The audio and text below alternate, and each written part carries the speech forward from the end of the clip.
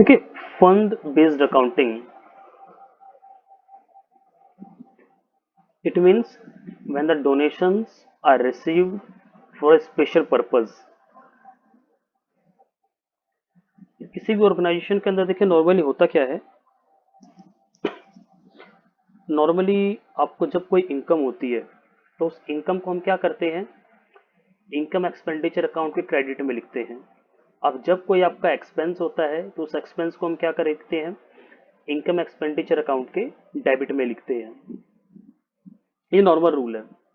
लेकिन जो भी आपके पास इनकम या एक्सपेंस दिया हुआ है, अगर उससे रिलेटेड आपके पास कोई फंड पहले से गिवन है तो हम क्या करेंगे, all the expenses and incomes which are related with that particular fund are to be adjusted with that।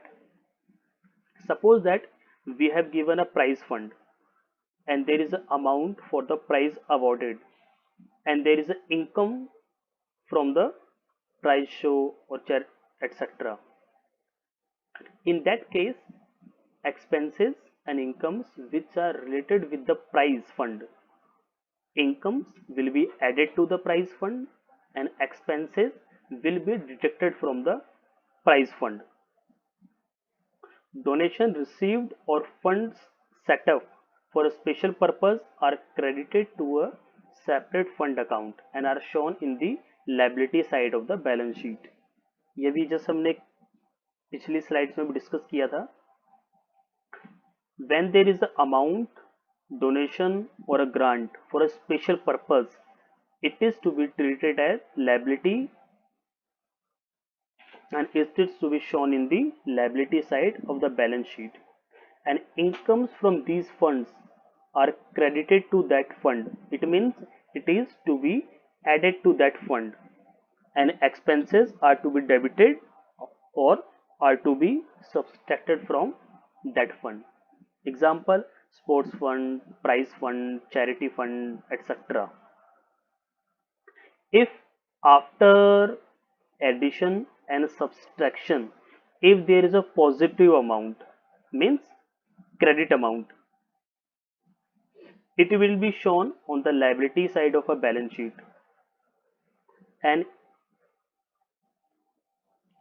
in case the sum is more than the funds you have, then the net amount will be shown in the expenditure side of the balance sheet। For example, आपके पास price fund दिया हुआ है 20,000, आपके पास कुछ expenses हैं, कुछ incomes हैं, आपने क्या किया, उन एक्सपेंसेस को, उस इनकम्स को प्राइस फंड के अंदर प्लस माइनस किया।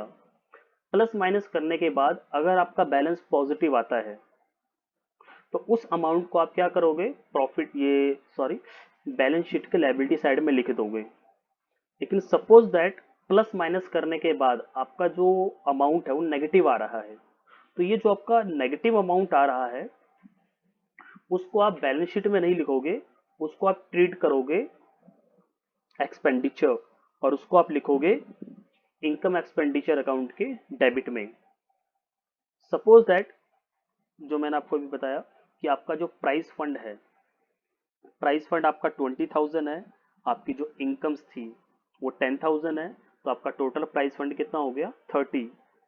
अगर आपके एक्सपेंसेस 30,000 है या 30,000 से कम है तो आपका जो प्राइस फंड है वो आपका पॉजिटिव होगा और या फिर मिनिमम आपका जीरो जा सकता है, तो उस केस में कोई प्रॉब्लम नहीं है। लेकिन suppose that price fund plus incomes equals to 30,000 in expenses are 40,000, तो ये जो 30,000 है ये 30,000 तो आपका प्राइस फंड में एक्सपेंस एडजस्ट हो जाएगा, माइनस हो जाएगा, और जो आपका रिमेनिंग 10,000 है उस 10,000 को आप क्या करोगे, इनकम एक्सपेंडिचर के डेबिट साइड में लिखोगे। तो स्टेटमेंट आपका रेड में, in case the fund is less than the expense, the balance of the expense not covered by the fund is shown in the debit side of the income and expenditure account.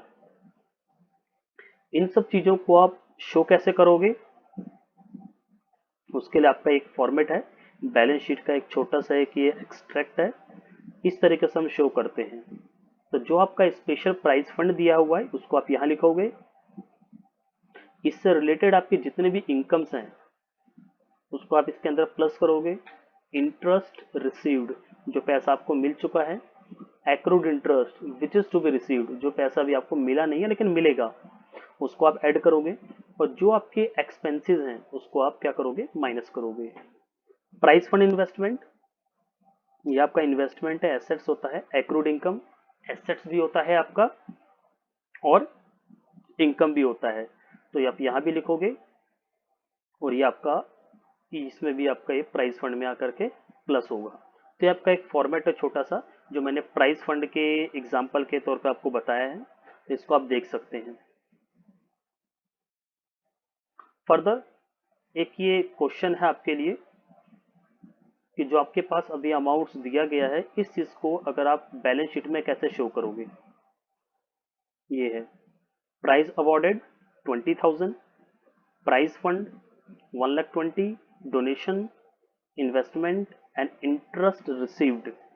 अब यहाँ पर एक चीज देखिए, normally अगर आपके पास other information नहीं होती तो ये जो आपका प्राइस अवॉर्डेड है ये आपका एक्सपेंडिचर ट्रीट होता है नॉर्मली।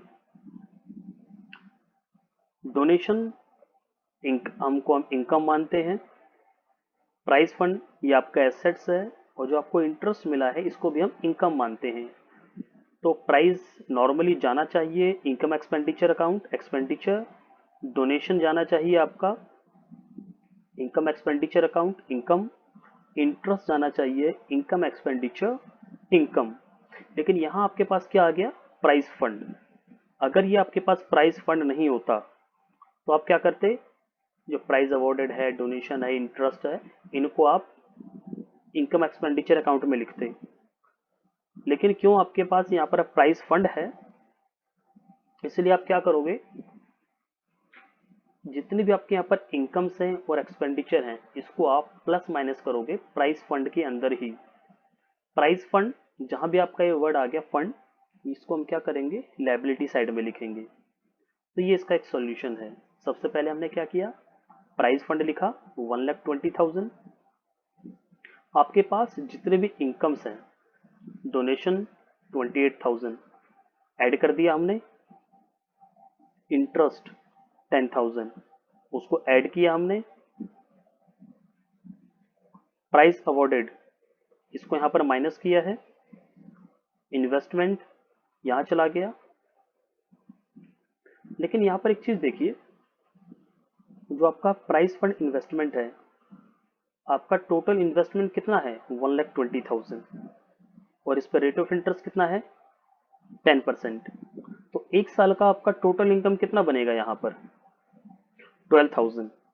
लेकिन अभी तक हमें इंटरेस्ट कितना मिला है इस साल, ओनली 10,000। इट मीन्स 2,000 इंटरेस्ट और इन्वेस्टमेंट इज एक्रूड। तो वो जो आपका एक्रूड इनकम है उसको मैंने यहाँ पर प्लस किया है 2,000, और साथ ही साथ वो आपका लायबिलिटी साइड में भी आया है। Price fund 1,20,000, donation 28,000, interest already received 10,000, interest to be received means accrued interest 2,000, it comes to 160 less price awarded। तो ये आपका नेट बैलेंस आ गया 1,40,000 और ये आपका जो 10% इन्वेस्टमेंट यहाँ है, accrued इंटरेस्ट आपका यहाँ आ गया। This is just an extract of balance sheet. Balance sheet आपका इससे बड़ा बनेगा, ये इसका एक छोटा सा पोर्शन है। ये आपके लिए कि ये छोटा सा ये काम है कि अगर आपका जो प्राइस अवॉर्डेड है ये होता 1,80,000, तब हम क्या करते। इन दैट केस देखिए हम क्या करते, यह 160 है तो आपका टोटल इनकम आ रहा है 160, लेकिन आपके पास प्राइस अवॉर्डेड है 180। तो हम क्या करते, यहां से 160 माइनस करते ओनली वन, क्योंकि हमारे पास मैक्सिमम इनकम है 160। तो आपका जो 160 एक्सपेंस है वो इस 160 इनकम से क्या होता, कंपनसेट हो जाता। तो आप यहाँ पर माइनस करते 1,60,000 और नेट बैलेंस बाहर आ जाता 0। और ये जो रिमेनिंग 20,000 अब बचता आपके पास, ये हम लिखते ये आपका जो इनकम एक्सपेंडिचर अकाउंट के डेबिट में, जो हमने यहाँ बात की थी पिछली स्लाइड में।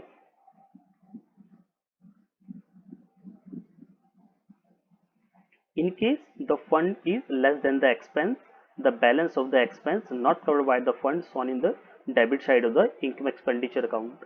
जो मैं वहाँ हमने बात की वहाँ पर, जो आपका जो रिमेनिंग आपका बैलेंस अगर 20,000 जो बच जाता, उसको हम क्या करते, इनकम एक्सपेंडिचर अकाउंट के डेबिट साइड में लिखते। तो ये है आपका fund based accounting. I hope आप लोगों को समझ में आया होगा।